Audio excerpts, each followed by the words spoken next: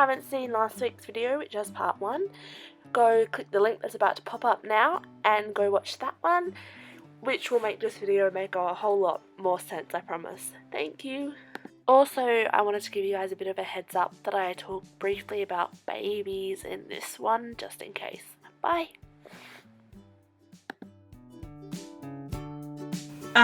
Question number that I've forgotten. What questions do you wish people would ask you?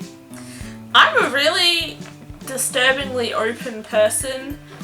I used to be really private, and then something happened when I first got diagnosed where people had to look and do pelvic exams on me, and they did it like, I don't know, an average twice a week for a month, and suddenly I have no sense of privacy.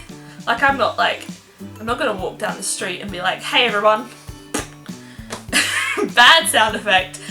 But people can pretty much ask me whatever they want to know, and I don't feel put off by it, and they can pretty much say anything about, not anything about me, anything around me, or ask me any questions. As long as your questions are like respectful, I guess. I don't really like questions like, oh, when are you going to have children? Or why haven't you had a hysterectomy? Because they're a little bit weird. In what ways do you wish people would reach out to you? In every way. I like people to reach out to me. I basically have a really huge need to hang out with people.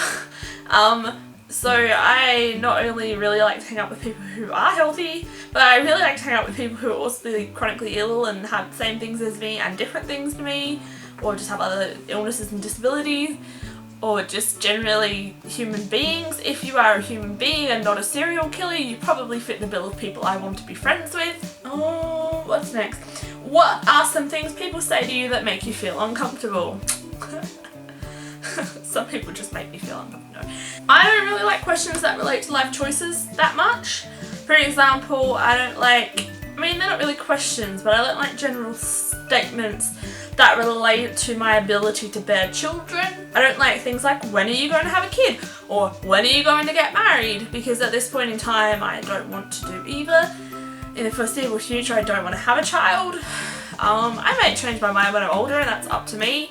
I hate people who say, oh, but when you're older, because I'm older than you, I know that when you're older, you'll want to have a child, or you'll want to get married, or you'll want to ... Because you don't know that. I know me. You don't know me, you know you. And that's cool. But please don't make an assumption about me based on what you wanted to do.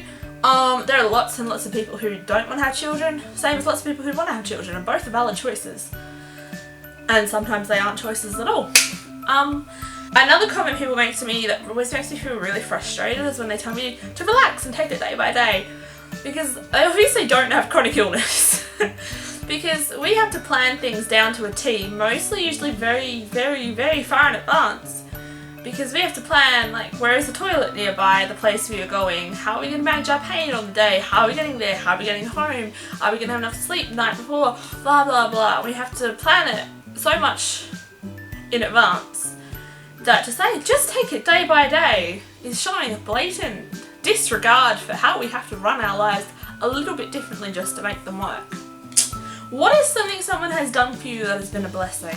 My mother is a blessing in general, just like her entire existence is just a blessing to my life. Everything she does for me is like amazing. She drives me everywhere, she takes me to social things and to the shops, and if I run out of money, she lends it to me.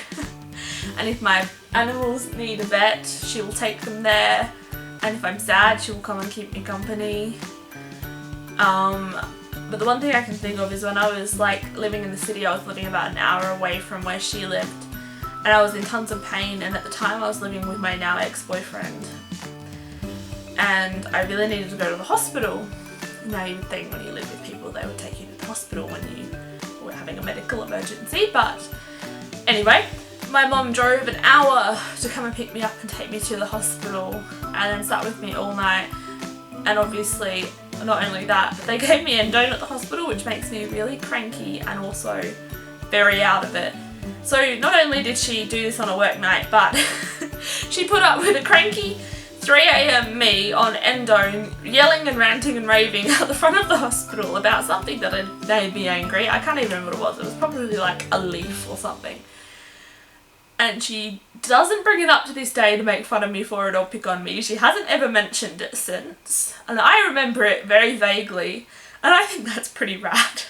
How do you help those around you understand what you are dealing with? This one's really tough because I have been sick for a few years, and until recently my whole extended family didn't really understand what I was going through, and I could probably talk about it till I'm blue in the face. I do talk about it till I'm blue in the face. I'm pretty good at talking about it actually. And what it took for them to understand, I think, is that my mum handed out an article written by somebody else who wasn't me, who had the same thing as me and experienced the same symptoms and pain as me, and described their day-to-day life, and then kind of clicked, I guess, that how much pain this other person was in related to how much pain I was in, and then suddenly everyone who read the article kind of understood what I was also going through. So I basically use videos and articles and accounts and blogs and journals from other people to show them to the people that I love and have in my life to explain, because sometimes my own words aren't really enough, which is what I hope people can use Chronicles for sometimes. Where do you see yourself in 5 years' time? I see myself actually making videos on a regular basis and working as a vet nurse. Hopefully they'll have better painkillers in 5 years, so I'll be able to do all this stuff all at once. I have a laparoscopy coming up soon, which is not very soon actually, because the waiting list in Australia on public list is 2 years. You can go private, but it's $10,000. You can use your health insurance, but you have to have health insurance. That's too expensive for me, so I don't have it. And I also don't have $10,000.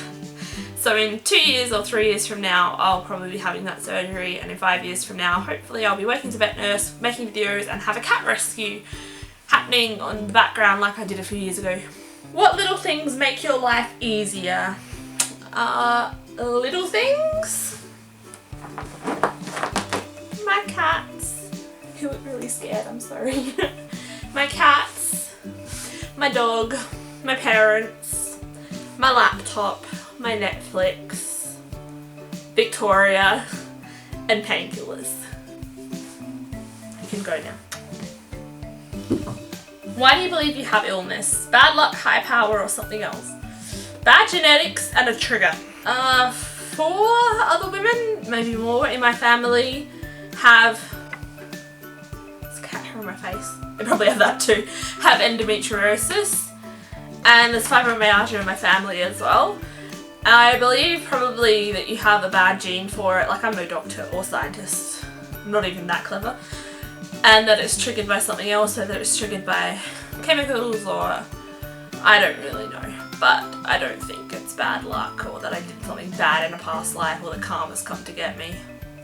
I think I just have bad genes. Briefly explain to a healthy person what it's like to live with an illness. Give birth while having the flu. Give birth while having the flu after not having slept for 2 days and still be expected to perform your daily duties while doing all of the above. Yeah. There you go. That's what it is. That's endo. What is your favourite inspirational quote? This too shall pass. It's not really an inspirational quote. It's a quote that I'm thinking of getting tattooed on my body because it's true and it really helps me through like tough stuff, because like there's an end in sight for everything. Yeah. How do you feel you have been treated by the medical system? I have this joke that Adelaide doctors really love Google, and I'll explain it. Well, it's not really a joke, but I have this saying that Adelaide doctors really love Google. When I was probably 17, I had a nerve injury in my wrist, and it was also a tendon injury. I walked into the doctor not knowing what was wrong, and I showed him, and he typed my symptoms into Google. And he turned the computer around with a list of results on the Google search page, and he said, "Which of these do you think you have?" And that pretty much explains Adelaide doctors.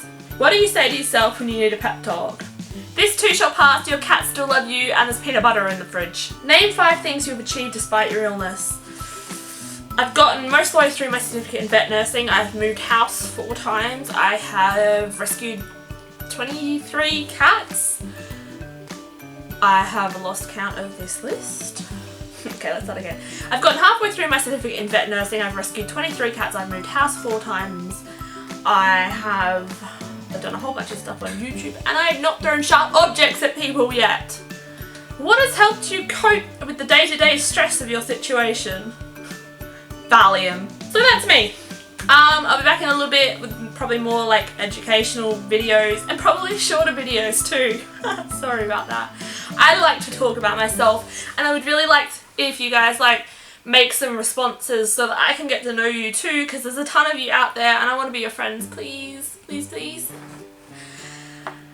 I will link our Facebook, Twitter and other social medias down below, and our Tumblr too. Over the next few months I want to get back to talking about more illnessy stuff. I want to talk about chronic illness in the workplace. I want to talk about discrimination and bullying.